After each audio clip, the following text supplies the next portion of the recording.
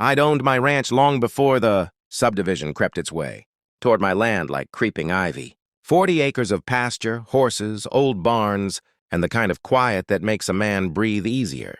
But to the HOA right across the property line, especially their queen, Karen, by my ranch was apparently an open invitation. It started small, joggers cutting across my pasture because it's a shorter route, kids climbing my fences to pet the horses. Then came the bold move, Karen knocking on my door one afternoon with a clipboard, a smile that didn't reach her eyes, and a stack of printed community guidelines. "We've decided," she said, "that your ranch counts as shared community property.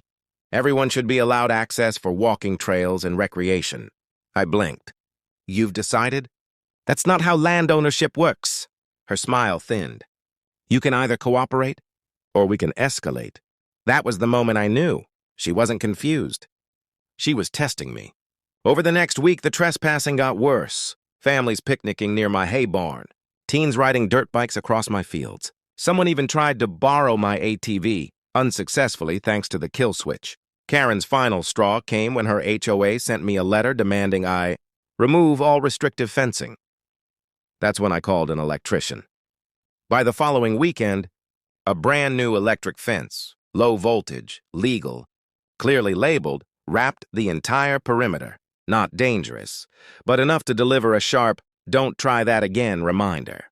Bright signs hung every 20 feet. The next morning I heard the commotion. A yelp, a shriek, then Karen's unmistakable voice, "This is assault!" I walked out onto the porch just in time to see her shaking her hand dramatically. HOA members clustering around her, all of them glaring at the fence like it personally insulted them. "You electrified the community property," she shouted.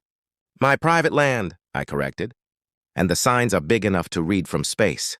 The sheriff arrived a few minutes later, because of course she called him. After hearing both sides, he simply shrugged. "He warned you. He posted signs. You trespassed."